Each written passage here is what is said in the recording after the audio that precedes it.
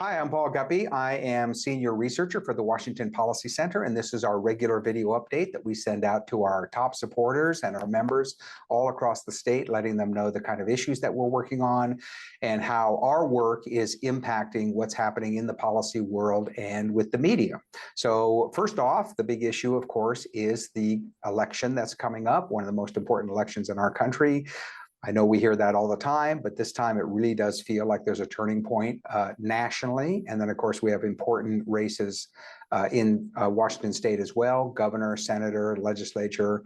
Our focus has been on the 4 ballot issues that will be before voters this year. And the reason for that is our focus is on ideas and policies. And we're impressed with the work of the advocacy group Let's Go Washington and Brian Haywood, who have really broken all records. I'll give you background. Washington Policy Center is one of the top experts in the country on ballot issues, signature drives, what kind of issues get on the ballot. And we've been doing this for 25 years, back to when Tim Eyman was putting things on the ballot.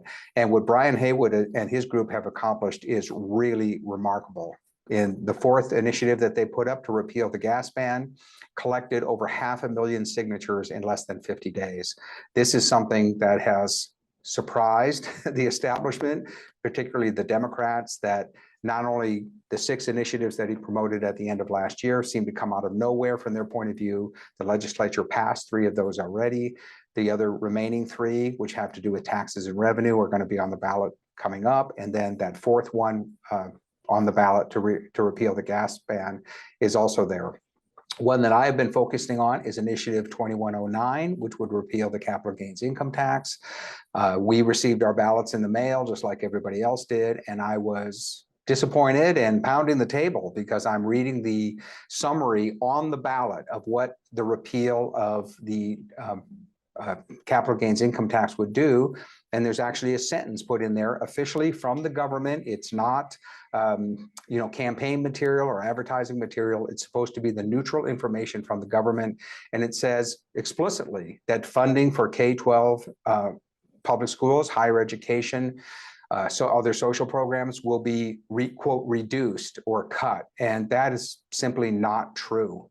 No social programs will be cut because of the passage of 2109.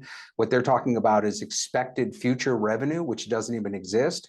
And only in the world of government can lawmakers make a claim that they want to collect revenue from us. And then when the public says, no, we are going to make a legal change, we're not going to pay that tax, the reaction of the government is that they lost money.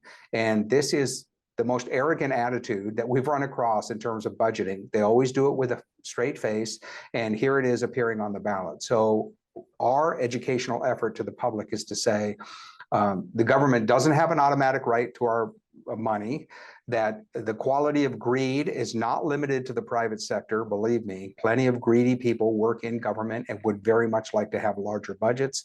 And then they act as if somehow they are losing revenue because people won't agree to pay more taxes. So that's my tirade about that. We'll see how the capital gains income tax initiative comes across, and the one on long-term care and the one on repealing the Climate Commitment Act, what's called the hidden gas tax, and the natural gas ban. If voters vote yes on all 4 of those, that essentially represents a tax revolt in this state.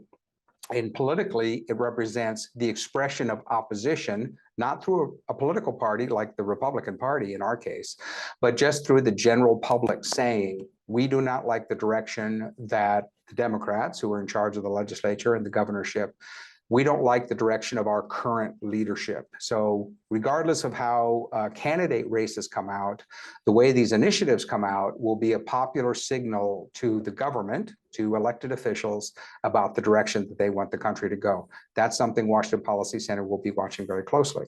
So the next issue that I'll move on to also has to do with taxes at a much more local level in Seattle.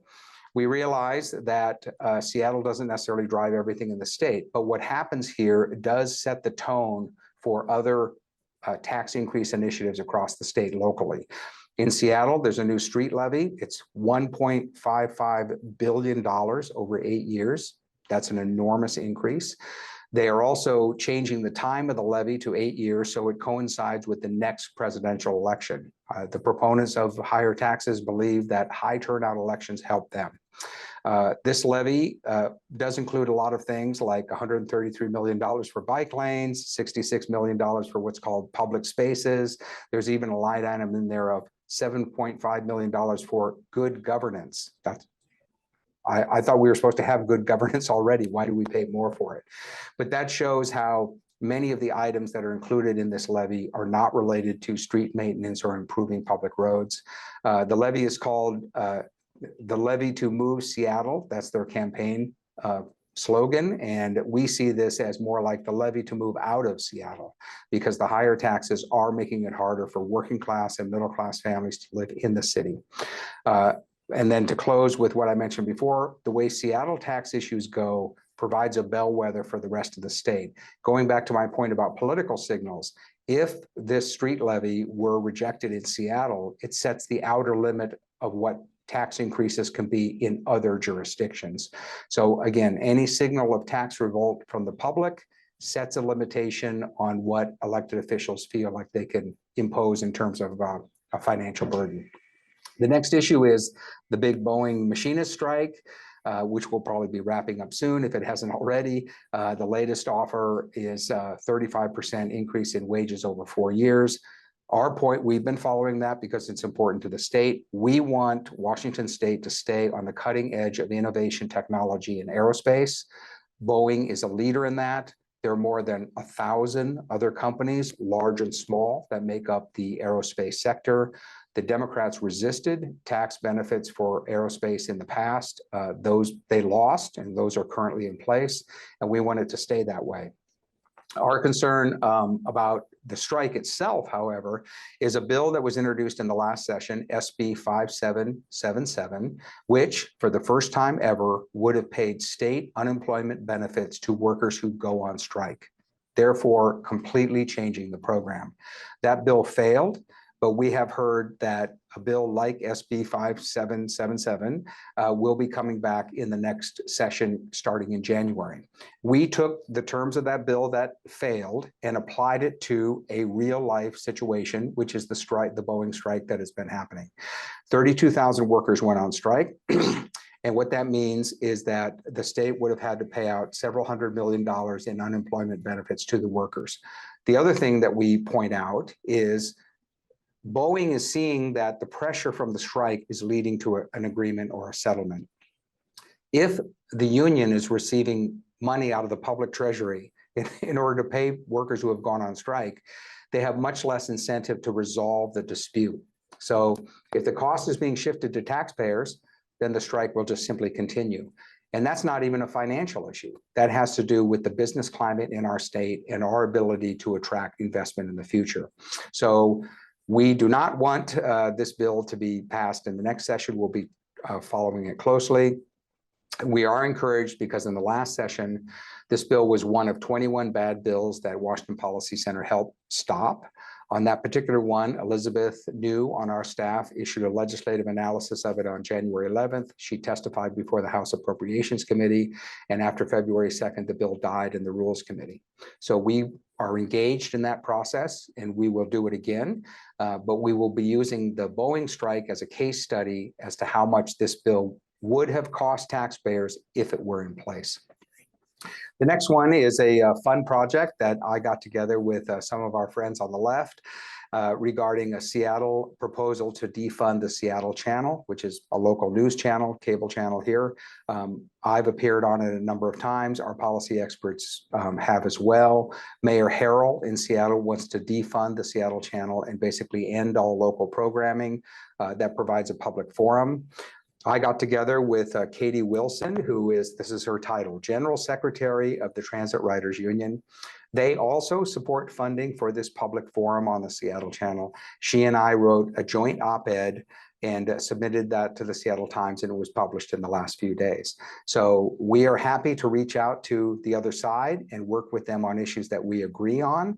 And in fact, the op-ed was referred to as being unlikely allies join in supporting funding for the Seattle Channel.